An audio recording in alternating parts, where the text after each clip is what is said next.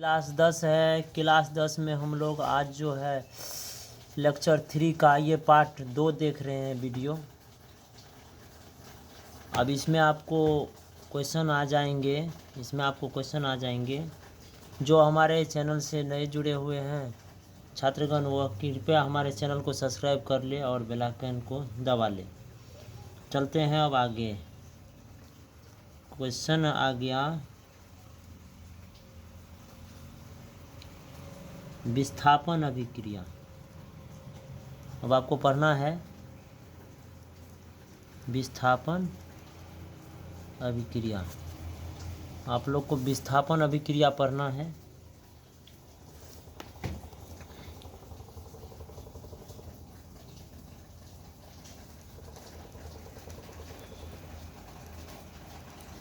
Displacement reaction, ठीक है।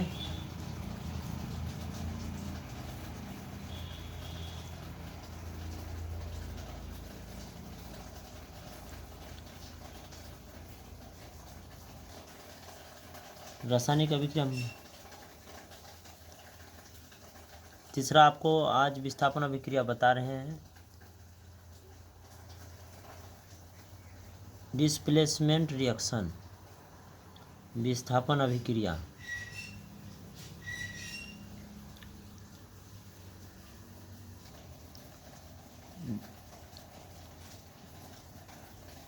इसमें वैसी रासायनिक अभिक्रिया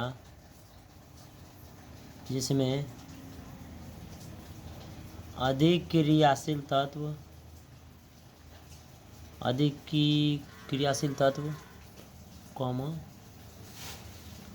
यौगिकों से कम क्रियाशील तत्व को हटा देता है और अपना स्थान ग्रहण कर लेता है, उसे विस्थापन अभिक्रिया कहते हैं, ठीक है। इसे एकल विस्थापन अभिक्रिया भी कहा जाता है।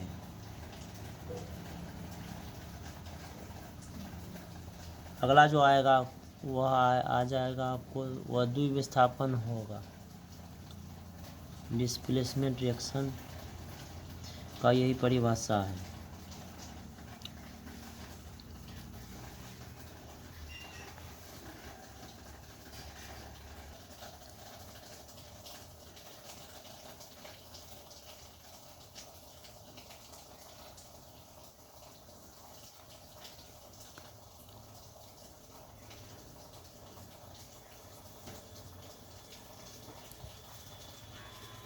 इससे पहले आपको एक रिएक्शन बता दिए थे, हम रफ में बता रहे हैं आपको थे।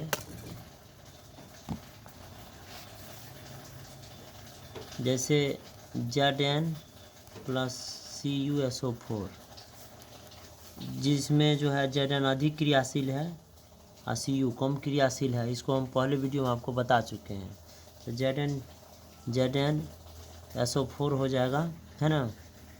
Cu को ये क्या करेगा, हटा देगा, है ना, प्लस Cu यहाँ आ जाएगा, है ना। Zn SO4 इसके स्थान पर ग्रहण कर लेगा, ये इसके स्थान पर चले जाएगा। Cu को क्या करेगा, हटा देगा। क्यों हटा देगा, क्योंकि यह कम क्रियाशील है, ठीक है। समझ गए होंगे आप लोग। ये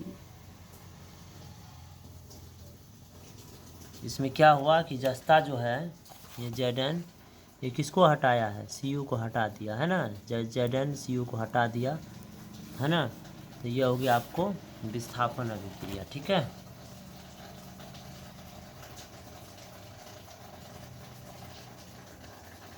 चलिए अब इसका परिभाषा आपको बता देते हैं कि वैसी रासायनिक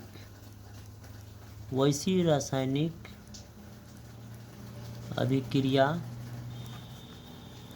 जिसमें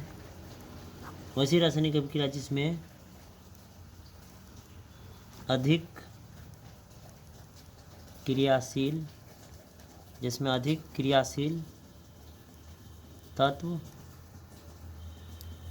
कम क्रियाशील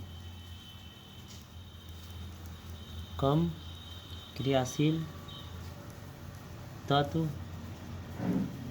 के यौगिकों, तत्व के यौगिकों, तत्व के यौगिकों, तत्व के यौगिकों को हटा, तत्व के यौगिकों को हटा देती है, उसे विस्थापन अभिक्रिया, विस्थापन अभिक्रिया कहते हैं। ठीक है, कि वैसी रासायनिक अभिक्रिया जिसमें अधिक क्रियाशील तत्व कम क्रियाशील तत्व के यौगिकों को हटा देती है, उसे विस्थापन अभिक्रिया कहते हैं। अब हम लोग एग्जाम्पल में आ जाते हैं। ठीक है, ये इसको नहीं लिखना है, ये पहले वाला है, इसका एग्जाम्पल आपको बता रहे हैं।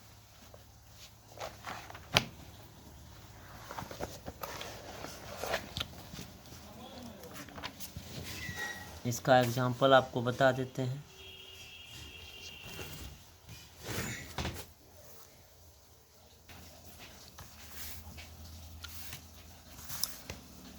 विस्थापन अभिक्रिया का एग्जाम्पल फर्स्ट है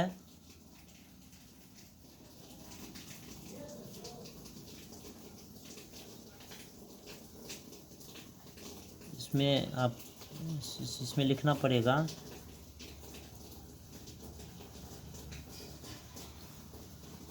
अधिक क्रियाशील धातुओं द्वारा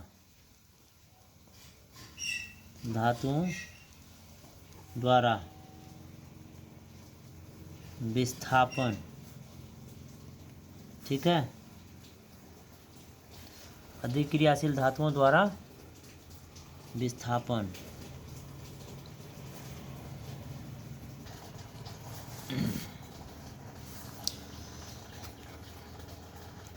इसमें क्या करेंगे, एक पात ले लेंगे। ठीक है, इसमें लोहा का छड़ डाल देंगे, है ना। इसमें डालना है हमको, इसमें डालना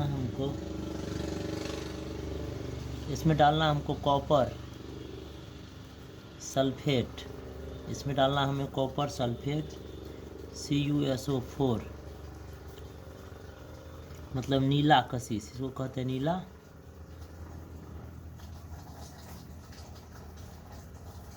कशिश। नीला कशिश डालेंगे तो कुछ देर के बाद हम देखते हैं इसमें, कुछ देर के बाद हम देखेंगे इसमें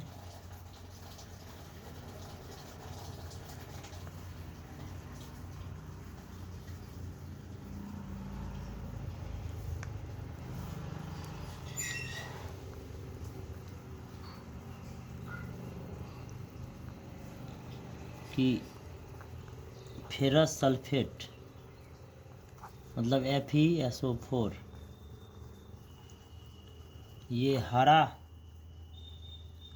कशिश में बदल जाएगा, हरा कशिश में बदल जाएगा, है ना।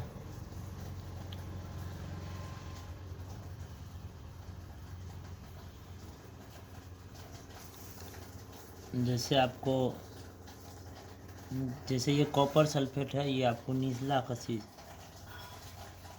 CuSO4, ये हो गया आपको कॉपर सल्फेट, ये हो गया आपको कॉपर सल्फेट, ये नीला कशिश है। इसमें हम क्या दे रहे हैं, पीछे में इसमें लोहा दे रहे हैं, इसमें दे रहे हैं लोहा मतलब Fe प्लस CuSO4। तो ये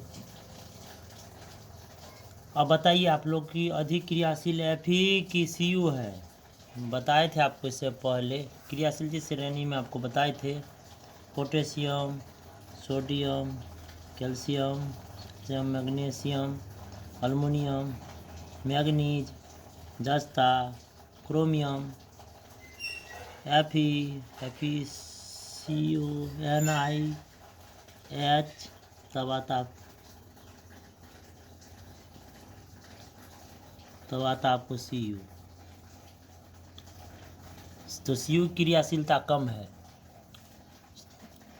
तो Cu का क्रियाशीलता कम है किस Fe से। Fe ऊपर है, Fe इसको क्या करेगा, हटा देगा, आपको बताए थे। यानी नवा पॉइंट में धातु के सल्फेट से अभिक्रिया, जब धातु की अभिक्रिया धातु के सल्फेट से होती है, अधिक क्रियाशील वाला धातु कम क्रियाशील वाले धातु को धातु के सल्फेट से हटाकर अपना स्थान ग्रहण कर लेती है, उसे विस्थापन कहा जाता है।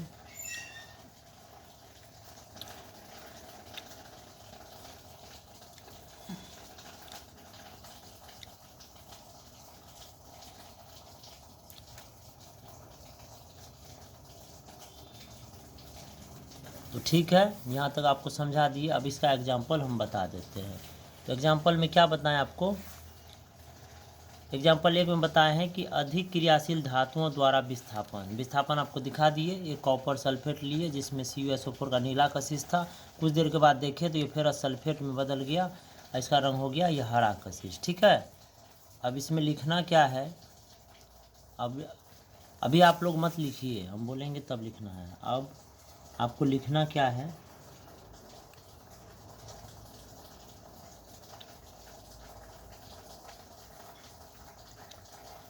लिखना है विस्थापन अभिक्रिया। एक बार और आपको बता देते हैं क्लियर करके, क्या है कि वैसी रासायनिक अभिक्रिया जिसमें अधिक क्रियाशील तत्व कम क्रियाशील तत्व को यौगिकों से हटा देती है, उसे विस्थापन अभिक्रिया कहते हैं। इसका एग्जाम्पल फर्स्ट है, अधिक क्रियाशील धातुओं द्वारा विस्थापन। एक परख नली में कॉपर सल्फेट CuSO4 रखा जाता है, जिसका रंग नीला हो जाता है।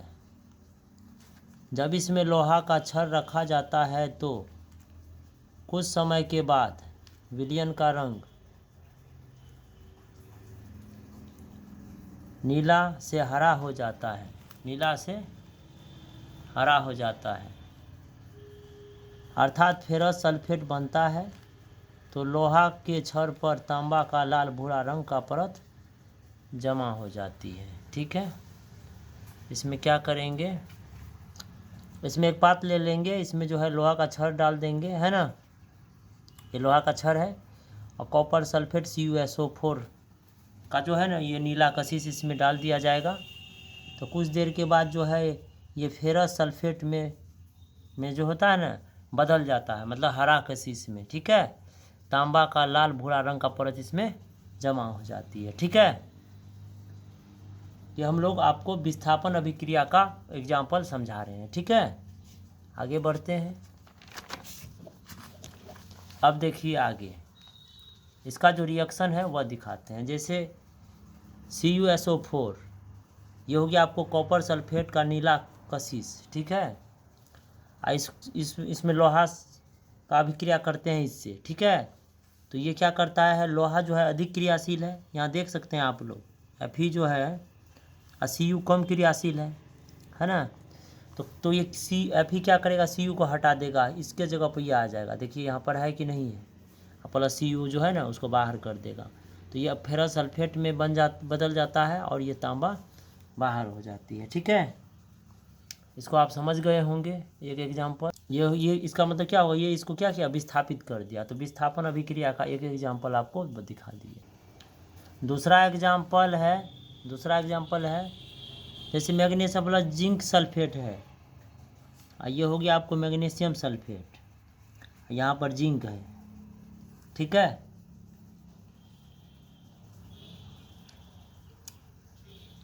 इसमें आपको जस्ता बनता है। जैसे एग्जाम्पल तीसरा दिखा, दूसरा है देखिए मैग्नीशियम प्लस जिंक सल्फेट का अगर अभिक्रिया किए तो जी मैग्नीशियम क्या किया, जिंक को क्या किया, विस्थापित कर दिया, उसका स्थान ले लिया, है ना। ये भी आपको विस्थापन अभिक्रिया का एग्जाम्पल हो गया। अब तीसरा भी एग्जाम्पल आप दे सकते हैं, जैसे Ca Mg + Ag2। तो Ca जो है अधिक क्रियाशील है ना। Mg जो है अधिक क्रियाशील है। Ca क्या है,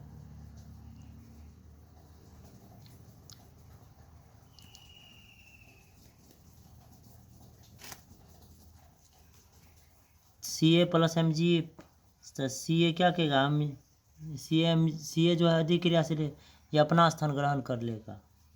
तो ये हो जाएगा आपको CaSO4 हो जाएगा,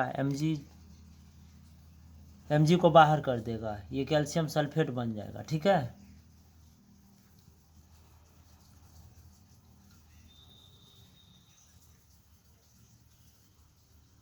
इसमें जितना भी एग्जाम्पल आपको बताए हैं, आप विस्थापन अभिक्रिया में कोई एक एग्जाम्पल में दे सकते हैं, ठीक है। आपको समझ में आ गया होगा। यहाँ देखिए तांबा है, ये सिल्वर नाइट्रेट है, ठीक है। इसको बता देते हैं आपको कैसे ये हुआ है।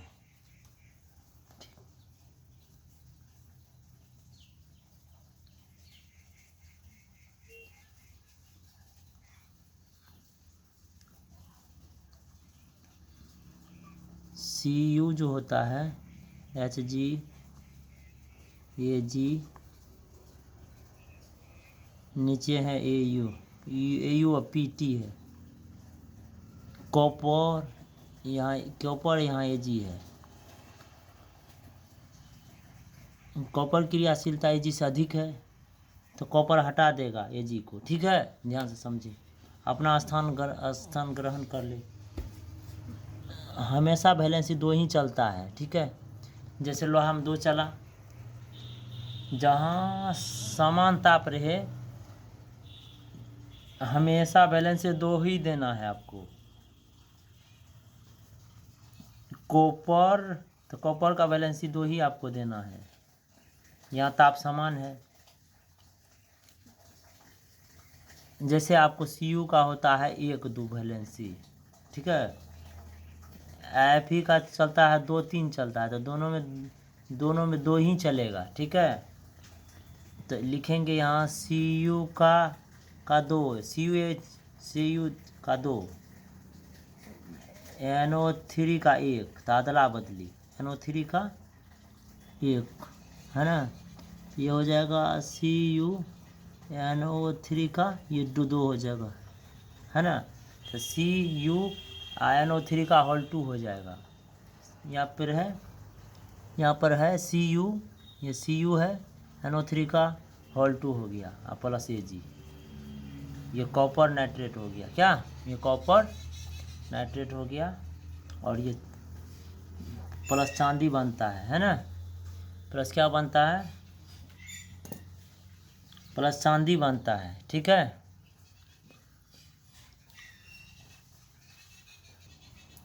अब यहाँ आगे बताते हैं आपको, इसका एग्जाम्पल दूसरा है, विस्थापन अभिक्रिया का एग्जाम्पल दूसरा देख सकते हैं आप लोग। धातुओं द्वारा अम्लों से हाइड्रोजन का विस्थापन, ठीक है। 3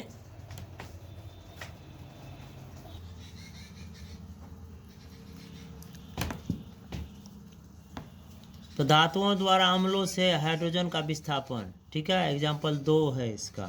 तो तीन अलग अलग प्रखनली में हाइड्रोक्लोरिक अम्ल HCl, सल्फ्यूरिक अम्ल H2SO4 और नाइट्रिक अम्ल रखा जाता है। तीनों प्रखनली में जस्ता Zn का टुकड़ा डाला जाता है। जस्ता की क्रियाशीलता हाइड्रोजन से अधिक होती है, जिसके कारण जस्ता अम्लों से, है ना, हाइड्रोजन को क्या करता है, विस्थापित कर देता है, ठीक है। यहाँ पर जो है पहला जो पात्र लिए थे आप लोग देख सकते हैं, किस चीज़ का, पहला जो पात्र लिए है उसमें हाइड्रोक्लोरिक अम्ल है ना, HCl, इसमें हाइड्रोजन गैस बाहर निकल रहा है ना। दूसरा सल्फ्यूरिक अम्ल है H2SO4, ठीक है। और तीसरा पात्र में लिया है नाइट्रिक अम्ल HNO3, ठीक है।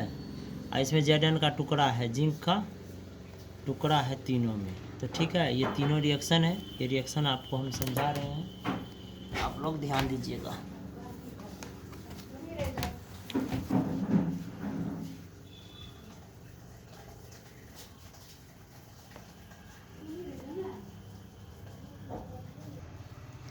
इसमें जो है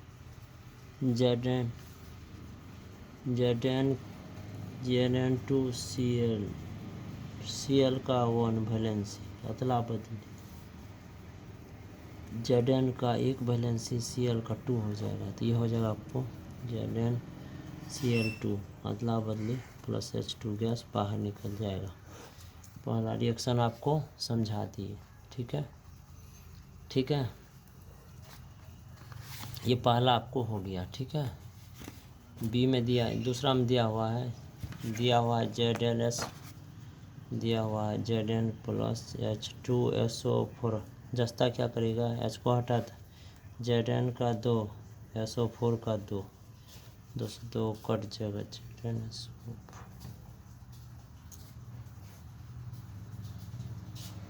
हुआ गया ZnSO4। हाँ कोई हाँ कहीं है, कहीं काम क्या ZnSO4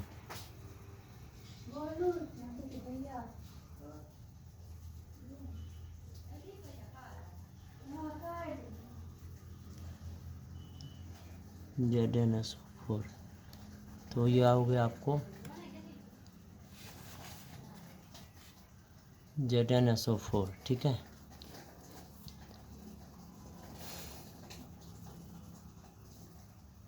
ZnSO4 हो गया आपको, ठीक है। H2, उसके बाद हाइड्रोजन गैस बाहर हो जाएगा। तीसरा दिया हुआ है आपको, तीसरा दिया हुआ है Zn प्लस HNO3। अब बोलिए इसको क्या लिखेंगे, इसको क्या लिख सकते हैं।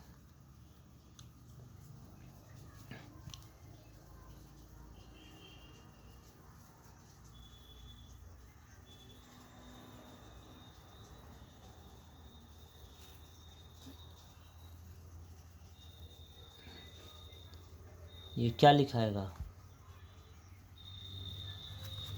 इसका क्या होगा बताइए। तो Zn प्लस HNO3 का क्या होगा बताइए, तो आप लोग कमेंट करके इसका क्या होगा। तो Zn का वैलेंसी कितना होता है, 2 होता है, NO3 का 1 अदला बदली, तो ZnNO3 का होल 2, ठीक है। ZnNO3 का होल 2 ये हो गया, और H2 और क्या हो गया, प्लस हो जाएगा, ये हो जाएगा आपको ZnNO3 का होल 2 और प्लस हो जाएगा आपको H2। यही लिखा हुआ यहाँ Zn प्लस HNO3 है ना। इन्होंने क्या किया, H को हटा दिया, ठीक है। तो बन गया ZnNO3 का होल 2 H2O।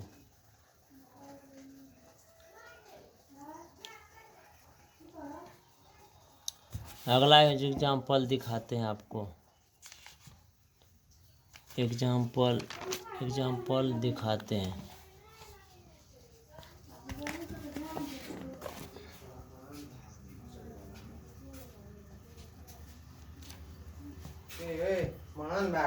अगला आपको बता रहे हैं, जैसे एसीटेट का हो गया आपको CH3COO। जैसे हमको लिखना है सोडियम एसीटेट, पहले ये लिखा था, पहले ये लिखा था CH3COO वैलेंसी 1 Na वैलेंसी 1, एक कट गया तो CH3COO Na। इसको उल्टा पढ़ते हैं, सोडियम एसीटेट, इसको उल्टा पढ़ा जाता है, अल्टा पढ़ा जाता है, ठीक है। जैसे आपको मैग्नीशियम एसीटेट, जैसे आपको समझना मैग्नीशियम एसीटेट, पहले एसीटेट का लिखना है। पहले एसीटेट का पहले लिखा था, ये ऋण मूलक है, वैलेंसी 1 CH3COO, वैलेंसी ये ऋण मूलक है, Mg का होल 2, अदला बदली,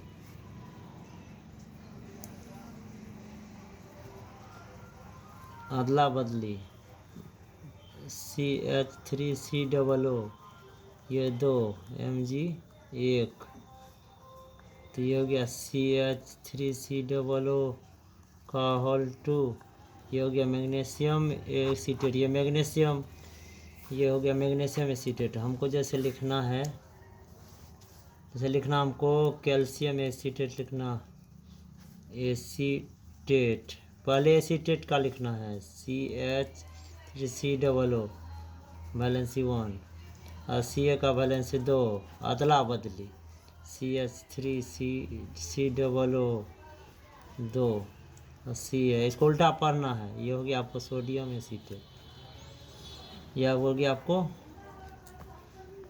ये हो गया आपको, पढ़ेंगे इसको कैल्शियम एसीटेट, सॉरी ये कैल्शियम एसीटेट पढ़ेंगे, ठीक है। तो ये हो गया आपको कैल्शियम एसीटेट, कैल्शियम एसीटेट, ये हो गया मैग्नीशियम, पहले उल्टा पढ़ा जाता है, ठीक है।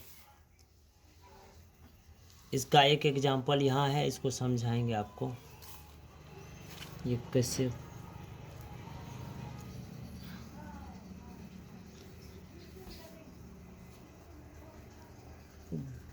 जैसे आपको कोई पूछ देगा कि Zn प्लस CH3COOH, ये आपको हो गया एसिटिक अम्ल,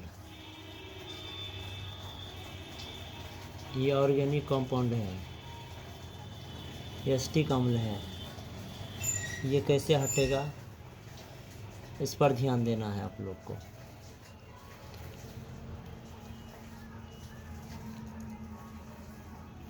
इस ये अच्छा हटेगा इसमें, यहाँ से ये है, ये हाँ, इसमें जिंक जो है इस एच को हटाएगा, ध्यान से देखिए, जैसे CH3COO, इसका वैलेंसी 1, ये एसीटेट, ये आपको हो गया एसीटेट, इससे जास्ता Zn स्थान अपना ग्रहण कर लेगा, इस एच को ये हटा रहा है, ये अपना स्थान ग्रहण, इसका वैलेंसी 2, अदला बदली CH3COO का होल 2 Zn, ये हो गया आपको, तो ये आपको कितना हो गया, CH3COO का होल 2 Zn, जो यहाँ लाए हैं उसको लिख देना है यहाँ पर, ठीक है। CH3COO का होल 2 Z कॉल होल 2 Zn, आप प्लस, ये इसको कहा जाता है आपको जिंक एसीटेट कहा जाता है। जिंक ये उल्टा लिखाता है, जैसे जिंक पहले लिखना है, एसीटेट को बाद में लिखना है, ठीक है। और उसके बाद ये हो गया आपको हाइड्रोजन गैस, और उसके बाद हाइड्रोजन गैस बनता है।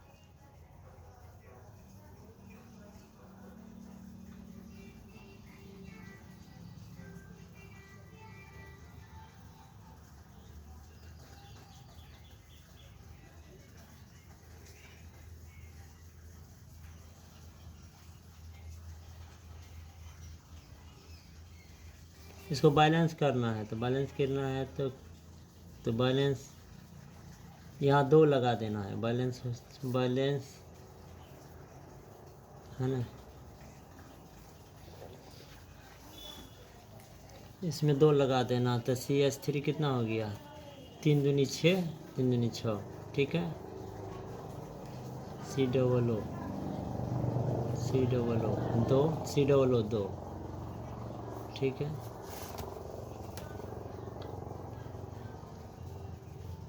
H2, ठीक है, इसका बैलेंस हो गया, ठीक है।